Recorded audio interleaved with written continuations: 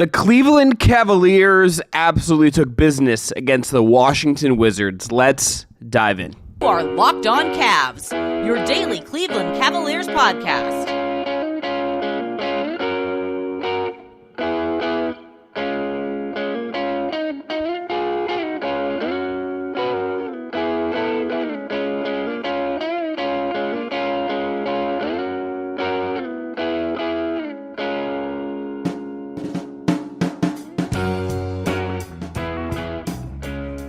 Today's episode is brought to you by Gametime. Download the Gametime app, create an account, and use our code LOCKEDONNBA for $20 off your first purchase.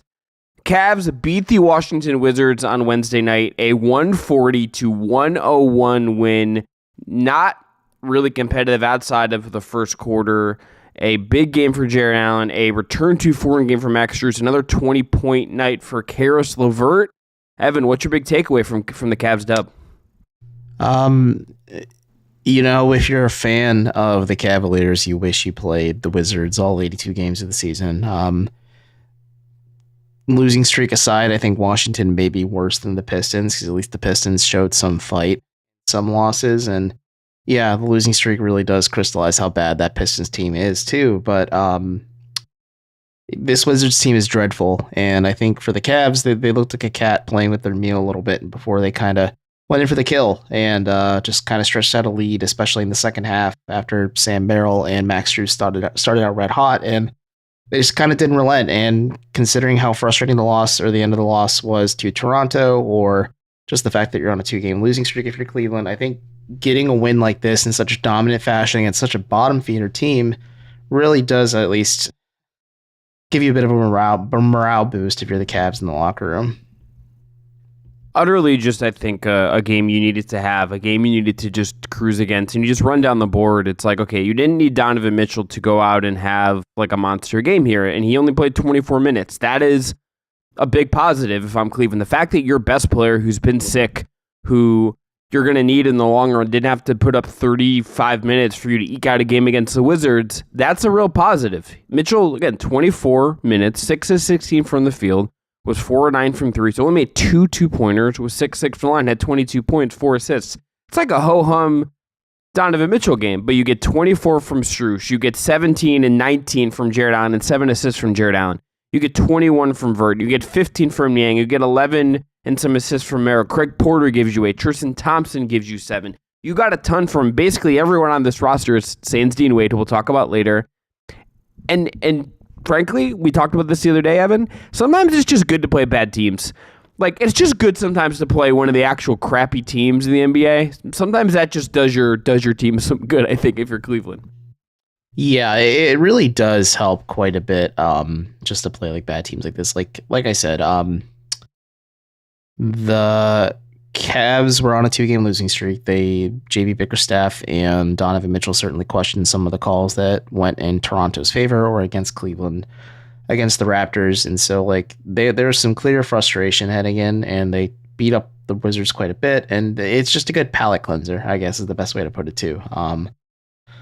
Just to kind of ensure that you can just kind of right the ship a little bit, and again, like improve the mood. And I'm not saying the mood was bad in the locker room, but like at least improve the general vibe, because it's like, yeah, you have a dominant win. This is your largest margin of victory this season, the most points you've scored overall without Darius Garland and Devin Mobley, and you get to do it again on Friday. So like these are 2 good opportunities for the Cavs to feel good about themselves before they host the Spurs on Sunday, and the Cavs kind of needed this after some frustrating bumps to start the year. I think, too, just with where the schedule is heading, this is just the kind of win I think you just are good to have. Look through what's the upcoming slate. Wizards again Friday. If you're Cleveland, get another dub.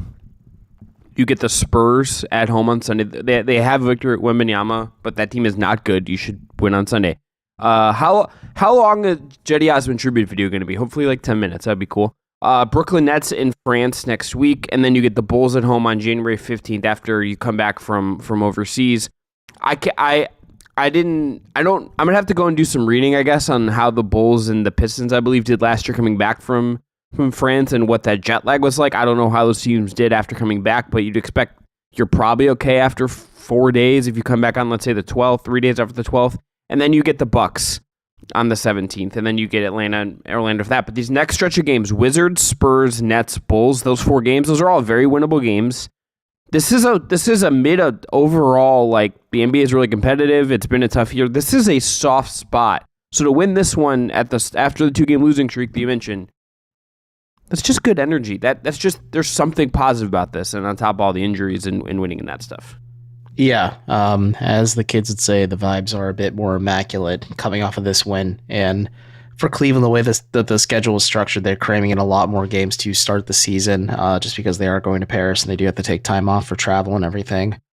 It's been a rough start, and I think they don't really have had like these soft stretches like maybe some teams have dealt with, or even the Cavs have dealt with in the past. And it's a welcome surprise because it just, helps you climb back up the ranks of the Eastern Conference after falling down to 8th place after losing to Toronto. And sure, beating the Wizards doesn't have a huge impact on things for Cleveland. In the grand scheme of things, you'd assume the Cavs will sweep the series against Washington, or maybe at least win the series.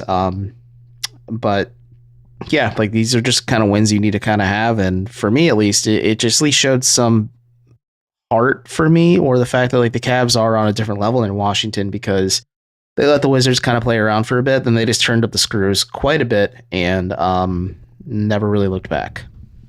Couple things we won't get to in awards that I think are worth bringing up here. Number 1, Cavs had a field goal percentage of 53.5%. The Wizards at 41.6%. This is actually a good Cavs defensive performance in terms of defensive rating. That is a big change. The Wizards had an offensive rating of 99.2.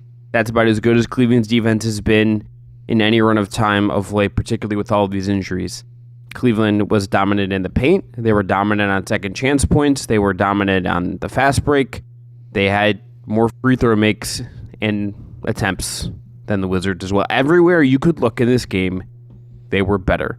And Evan, I guess we can end on this. That's a low bar to do this against the Wizards. Like, I'll say that as the caveat.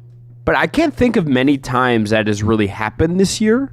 So I guess if you're like looking at trying to just like spin this as much as possible, or trying to, like, I don't know what that can do for you. And it's like a long season, you play bad teams, all that stuff. But to just like get a dominant win in this way, it's like since like the last Pistons game, maybe, that it was this clean, and even that had some moments when in the Bojan debut. So I feel like this is just like one of the more like overall dominant performances, even if it's not a game you're gonna remember come April. Yeah, I agree. Like, it's not a game you really remember come April. Maybe there's some highlights for either team heading into this game, regardless of just how you feel about the overall outcome. But more so to me, like, it's just this is a high quality win for the Cavs. Like, they should be feeling good about themselves after this one, because they did take care of business against a bad Wizards team. And I'm gonna bounce this off to you because I theorized it before, just like talked about it before. Do you think the Wizards are worse than the Pistons? I after watching this game, I'm like, this was dreadful. Like, wire to wire, I'm like, this Wizards team is just not fun to watch. I'll answer it this way. I would rather be the Pistons because you have Cade Cunningham and you have Jalen Duren. Yeah. I don't want to be the team paying Kyle Kuzma this contract, and in the context of how bad your team is, and I don't want to be paying Jordan Poole this contract. And when your best young player, who is a guy like in Bilal Coulibaly, I don't really know what's going on here. I think the Pistons, obviously, you're going to have this historic losing streak, but I at least like some of the young guys, and I can't say I like anyone on the Wizards as much as I like some of the guys on the Pistons. Yeah, I think that's the issue too, is like the Wizards are struggling through this season. And yeah, they do have Bilal Coulibaly, who I think is going to be a fine player, but this isn't like last year's draft class where there's a clear-cut number one like there was with Wemby. Or even with like the Mobley, Cunningham, Barnes draft class, like you didn't really have like a clear cut, like, just player that made sense. But like there's still a lot of talent at the top. Like for the Wizards, like it's going to be a bit of a crapshoot. And like going through a year like this really does stink, because it's obviously not what you want to have to experience if you're a fan. And I agree with you. Like I think the Cavs are, or sorry, the Pistons are in a much better spot than where the Wizards are going forward. All right, coming up next, let's do game awards, MVP stat of the night, and play of the night. We'll talk about that and give out our MVPs first after this. Today's episode is brought to you by FanDuel. The NFL regular season is wrapping up. That's this Sunday, but there's still time to get in on the action with FanDuel, America's #1 sportsbook. Right now, new customers get $150 in bonus bets guaranteed when you place a $5 bet. That is $150 in bonus bets, win or lose. The app is so easy to use over there at FanDuel. They have live same-game parlays. You can find bets in their new Explore tab, make a parlay in the Parlay Hub, and much, much more. If you're looking at NFL, the Browns-Bengals game on Sunday is one to look at, obviously. And then you have Cavs games this week as well. Cavs-Wizards will be favorites in that. I think they'll be favorites on Sunday as well. So you can take a look at those and maybe make your $5 bet there. I would pick the Cavs in both of those, I think. So, FanDuel.com/LockedOn and make your first bet a layup. FanDuel, official partner of the NFL. All right, MVP, Evan, for me, Max Strus. Max Strus coming out, shooting it well, 6 of 8. Never really lost his confidence amid something of a slump for him. And there's a certain guy with an afro who loves the Nintendo Switch and wears number 31. I think you're going to pick that is really the right answer probably. But I just thought Strus was as good as he's looked in some time. Him making shots and him just still being willing to take them is just such a difference for this team, even if I'm unsure of where they're going. But he has been good for most of this year. This was his best game in a while, so I thought he deserved some love. Yeah, he definitely deserves some love, as you said. Just like this was his better shooting performance overall, his most efficient shooting performance by and far.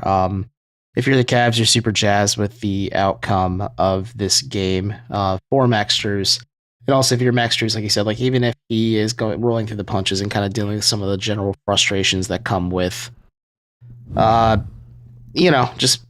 trials and tribulations of an NBA season. Yeah, like I don't know. I talk about this a little bit more in the third segment, but he does give you a lot more, even than just the shooting aspect, which is like, what the Cavs mostly brought him in for, and they're happy that they're getting other results too. But more than that, when you see the shot falling like this and it's such an efficient clip, like, yeah, if you're the Cavs, you're more than happy with the money you spent on him. Who's your MVP? Jarrett Allen in this one. He floated the triple-double, did not play at all in the fourth quarter, which is, I think, testament to how hard the Cavs just kind of kicked the Wizards in to open this game. But like, Allen was a two-way force. He had more rebounds than he did points scored. He had 7 assists. I think he had 2 or 3 blocks, and on the stats directly in front of me as I read this off. But yeah, just like super impactful on either end of the court. And I talk about this a lot. Even when Mitchell was sidelined, it was just Allen. Like, Allen continues to step up when the Cavs need him to, even though like ideally, like in a fully healthy team, like he's the fourth banana for this Cavs group. But yeah, he's just been really impressive for me during this like entire stretch for Cleveland, and just kind of been like a key cog for them to keep them afloat. He is just on this incredible run right now. It has been one of the best runs we have seen from him in a Cavs uniform. He's playing confident. He's playing aggressive. More of this, and again, him and Mobley figuring this out together is going to be difficult, but you got to, I think, try. All right, stat of the night for me. What have we talked about recently, people that have watched and listened? When the Cavs win, they get offensive rebounds. What did they do in this game? Get offensive rebounds. An offensive rebounding rate of 41.2%. That means on their misses, they rebound over 40% of their own misses. They had 18 offensive rebounds, a 20 offensive rebounding advantage, the defensive end as well. 62-36 overall rebounding disadvantage. A ton of damage done on the offensive glass. A ton of second chance points. Another key to victory for this team right now is just clobbering teams in the offensive glass. It happened here. They won. That's my stat. Yeah, like the Cavs are just flat out dominant in this game. Like, I think just, if you're JB Bickerstaff, good in this one, but it is an interesting thing. The thing that killed them last postseason against New York ended up being like a big addition to them, just because they do have like the bodies on their roster in terms of just like Jarrett Allen or Evan Mobley to begin with, but you see like Max Strus taking advantage and giving them the +1 effort that the Cavs are hoping that they would get from Jarrett Allen at some points, or Max Strus or Jarrett Allen or George Niang, or just like even like Dean Wade, who we'll talk about more in the third segment. Like, these are guys that can kind of step up and they're playing with a little bit more heart and hustle, and for a team that sometimes didn't seem to have an identity, like the Cavs are stepping up when they need them to. What is your stat of the night? The fact that I actually have this one in front of me. Cleveland ended the fourth quarter on a 19-4 run against the Wizards. It just kind of crystallizes how dominant they were on both either ends of the floor, but like Cleveland was just really, really, really good, and I emphasis on really in this game, and just made like a huge impact on either end of the floor. But like that was the moment for me. I'm like, okay, they're gonna put the Wizards away, and I was still surprised Max Strus is still out there, and most of the key bench guys. But then realized like Cleveland doesn't have a ton of dudes right now. Yeah, that dead on there, I believe. All right, let's go to play. Mine. 10-11 to go in the... Actually, that's yours. 3:09 third quarter. Cavs go up 20 on a Sam Merrill penetration and dime. Sam Merrill just out here being a fun basketball player is not necessarily something I had on my bingo card for this season. I know he had this wrist injury, and certainly his value is mostly three-point shooting. He took 9 of his 11 shots from 3 in this game, 11 points. But he had a little drive, had a little flair on the pass. Just fun stuff in a 6-assist game for Sam Merrill off the bench. So good for him, just contributing in this other way. That was fun to see. What's your play? Good for you, Sam Merrill, for sure. Mine's actually a Sam Merrill play as well. So it was about 10-11 in the second quarter. Washington started employing a bit of a zone defense, kind of daring Cleveland to beat them with their shooting. And Cleveland definitely beat them with their shooting in the second quarter, or at least the first half. But it was a Craig Porter Jr. pick and roll to Tristan Thompson. CPJ didn't like the look on the interior, made the kick out to LeVert, who then got it to a cutting Sam Merrill, who got a wide open and very clean look on the perimeter. And if you're going to throw a zone defense at a team like Cleveland, it's helpful when you are able to break it down like that. Whereas like maybe last year, you wouldn't have seen that from the Cavs. They are in this weird position, Evan, where there's like certainly guys that I want to keep seeing to some degree, but I also just there's some guys like Sam Merrill and Dean Wade who we'll talk about where they leave me like wanting, and it's like funny because I like in theory some of the depth here, but then I worry about how much of it is actually going to be able to scale up when you get to games that actually matter. Yeah, that's the issue in of itself, is like how does this team like level up or scale up on games that matter. And like I'll talk about this. We can talk about this more in the third segment as well. Like how do the Cavs maybe lean on their depth, considering like JB Bickerstaff is a creature of habit.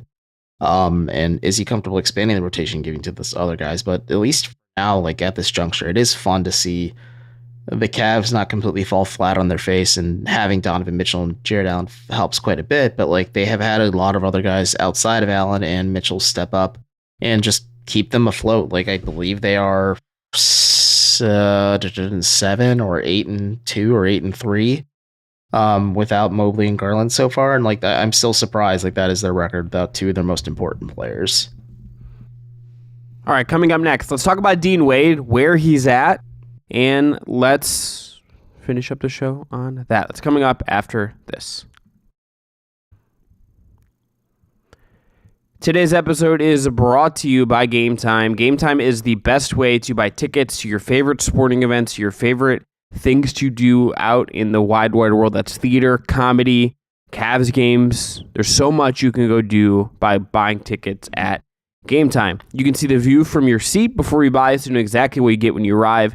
All in prices to show your total up front, so you know you're getting a great deal before you check out.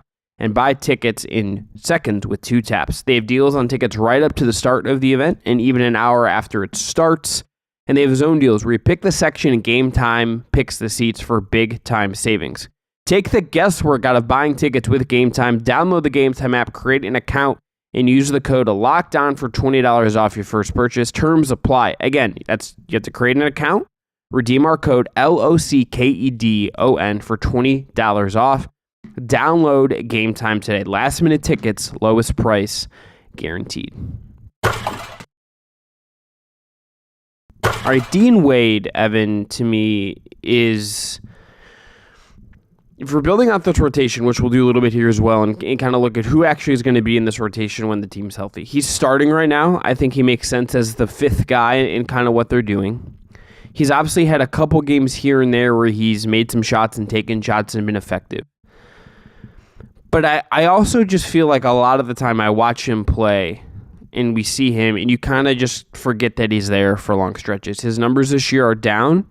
from overall. He's shooting well from three, but and on good value, to be fair. But he still just feels like I don't exactly know what he's providing all the time, and what the root of that is, and maybe just a low usage role guy, and that is what it is. But compared to like a George Niang, even if Niang I think is a lesser defender, there's just something missing with what Wade is providing around, even if I understand in principle what he is about, what he's supposed to be doing here.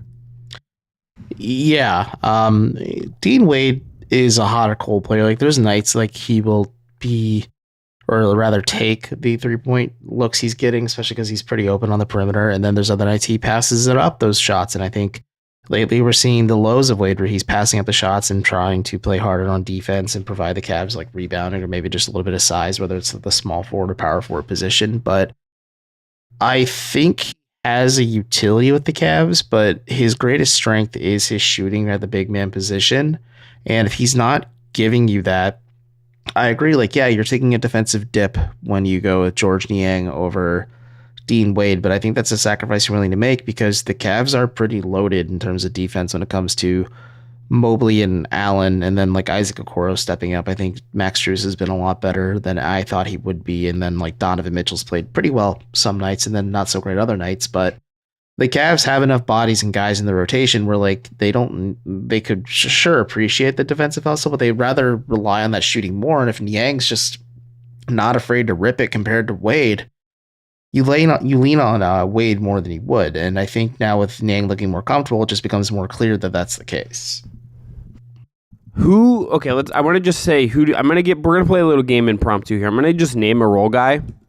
I'm going to say Dean Wade and I'm going to tell me if you trust Dean Wade or this other guy more or less. And let's see kind of where the barometer goes for this, okay? Dean Wade or George Niang? George Niang. Okay. Dean Wade or Karis LeVert? It's going to be Karis LeVert. I mean, yeah, it's Karis LeVert. That's the sixth man of the team. Yes, I'm just throwing out all the role guys that aren't among the quote core four that I put in quotes. Dean Wade or Isaac Okoro? Okoro. Because I think Okoro's looking more confident lately, and there are nights the shot doesn't fall, but at least he's taking them unlike Wade. He has a usage rate that's like nearly 5% higher than Dean Wade's, which is wild considering how little Dean Wade shoots Isaac Okoro shoots the basketball. Yeah, that is like weird to think, but also like there are possessions where the Cavs have Okoro bringing up the ball and running the offense because they don't really have any point guard depth usage like for people that don't know is how much of the team's offensive time did the player use by shooting, turning the ball over, or assisting? So how much is he finishing a play on offense? Okoro's at 13.1%. Dean Wade's at 9.4%. Dean Wade has a lower usage rate than Tristan Thompson. That is pretty nuts to think about. That's really nuts to think about. I don't know. It's weird because Dean Wade says like his confidence hasn't waned despite the shoulder surgery, but he is feeling much more healthy after just the shoulder issues he was dealing with. And there are moments that show him like just being a much more competent player, but those numbers are surprising, especially like when this team is fully healthy. Tristan Thompson probably isn't playing for the Cavs, unless it's like a break glass in case of emergency type things. He's definitely had a Damian Jones. That's been well established at this point, which is probably the funniest story of the whole year, that's how the backup center thing has worked out. All right, so let's just do in the rotation or out of the rotation when the team is healthy. So we're going to go down the roster. This through the eyes of John Blair Bickerstaff or through the eyes of Chris Manning and Evan Dammarell? You be you, and I'll try to put myself in JB's shoes. Okay. Or do you want to do the opposite? Or would you rather do the opposite? Who do you want to be? I'm bald, so I feel like I'm more in JB's head in that way, but I'm open to go the other way. Bald man to bald man. That's right. We actually all talk telepathically. No one knows this, but the world knows. How about we both give our thoughts, yes or no, and we can see how we feel what JB would say. Okay. So we are going to do this, by the way. I have a list here that is the minutes in order. So we're just going to like do from the top. So there's going to be a bunch of yeses to start, but we need to kind of get through the whole roster with this. And we're going to be rapid. Donovan Mitchell, yes. Just the answer for you. Yes. Max Strus, JD also yes.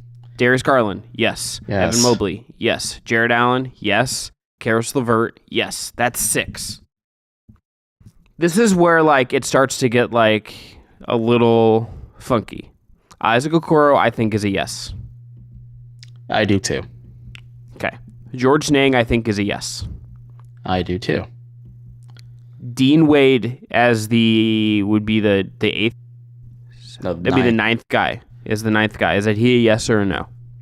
To me, he's a no. To JB, he is a 9th man, yes, who would get minutes over the guys I would prefer he plays. I think he's in it as long, like at least at times, where you just like want another body. But to me, this is the exact spot on the roster I'd want to improve at the deadline.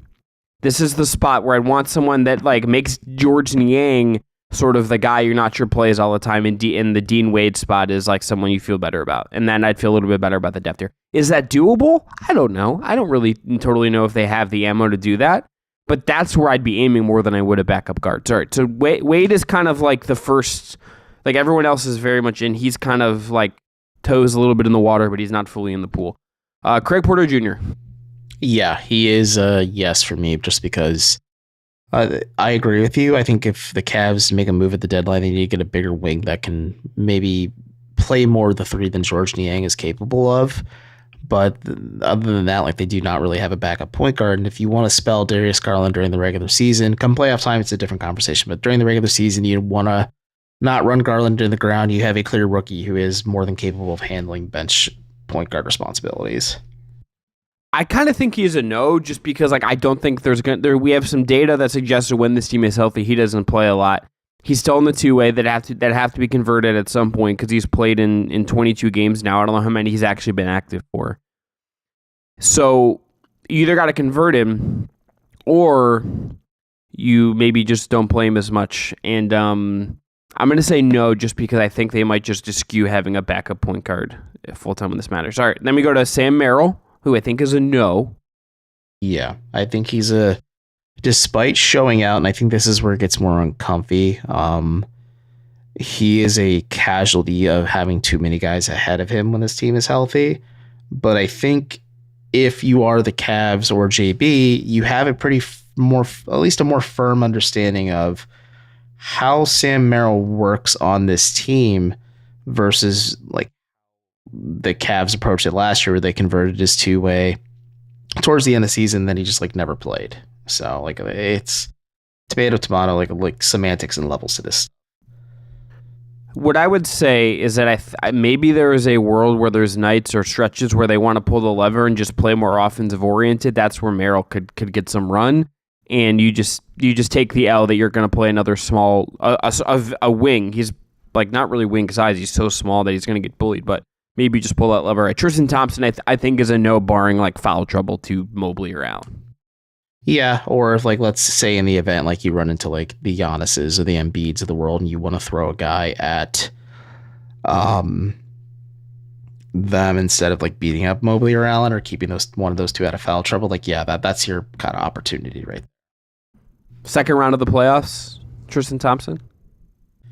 Yeah, it could happen. You never know. Like we saw the Cavs lead on a solution that worked for them in game 2 that they didn't use for 3 through 5 against the Knicks. So anything is possible, as Kevin Garnett would say. All right, then here's 4 names that we're just gonna say no. Isaiah Mobley, Amani Bates, Ty Jerome, and Damian Jones. Those are all no's. Damian Jones would actually be like 2/4 of those guys are trade fodder, and it's Damian Jones and Ty Jerome. Like you try to find upgrades, like those are salaries you can cobble together, and then like, oh, we have an open roster spot still and want to kind of maintain flexibility to sign a veteran. Hey, Craig Porter, let's convert your 2-way and like we'll stash Pete Nance or somebody, or like maybe Zaire Smith if he's technically available for a 2-way contract. Damian Jones at $2.5 million. So him plus Rubio plus Wade gets you to, I want to say, 20-ish. Like, I think it's a little. I think it's more like less than 20, like maybe 18 to 19-ish.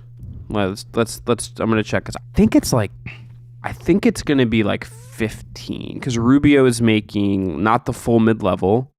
Rubio is making 6.1. So he's like making half the mid-level. He's at 6.1. So that's gonna be like $14-ish million. That's not a ton, but that's a little north of what the mid-level was last summer. So that's not nothing. Yeah, Rubio, they got back. That Rubio deal's a little funky. All right, that's where we're going to end. That is going to be this Locked On Cast for January 4th, 2024. I'm Chris Manning. That's Evan Dammarell. Thanks again to Jake Stevens, as always. Talk to you guys tomorrow. It's going to be a new episode of Stock Up, Stock Down, and Holding on the Cleveland Cavaliers. We did a little bit of that here. But I got to tell you, I'm going to go stock up on someone we talked about in this episode who wears a single-digit number. Figure out who it is. Talk to you tomorrow.